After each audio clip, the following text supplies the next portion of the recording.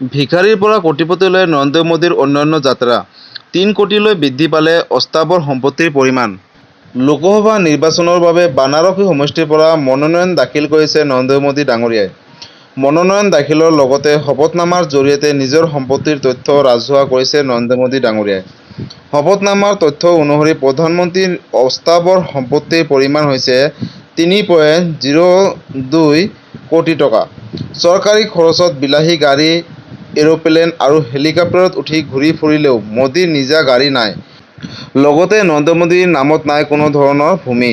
মোদীৰ অস্থাৱৰ সম্পত্তিৰ ভিতৰত আছে 2.86 কোটি টকা ফিক্সড ডিপজিট আৰু লগতে NSE-ত বিনিয়োগ কৰিছে 9.12 লাখ টকা। বানাৰসী আৰু গান্ধীনগৰৰ দুটা বেংকত মোদীয়ে 80,304 টকা জমা ৰাখিছে। লগতে মোদীৰ আছে 2.61 লাখ টকা মূল্যৰ 4টা সোণৰ আঙুঠি আৰু মোদীৰ হাতত থকা নগদ ধনৰ পৰিমাণ হৈছে 52,920 টকা।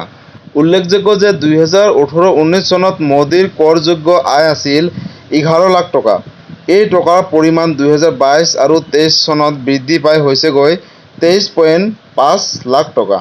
মোদীয়ে শপতনামাত দাখিল কৰা তথ্য অনুসৰি 1978 চনত দিল্লী বিশ্ববিদ্যালয়ৰ পৰা BA আৰু 1983 চনত গুজৰাট বিশ্ববিদ্যালয়ৰ পৰা স্নাতকোত্তৰ ডিগ্ৰী লাভ কৰিছে নৰেন্দ্ৰ মোদী ডাঙৰীয়াই।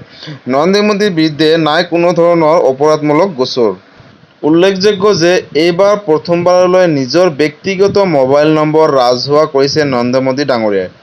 শপতনামাত দাখিল কৰা অনুসৰি নৰেন্দ্ৰ মোদীৰ মোবাইল নম্বৰ হৈছে 8980809224।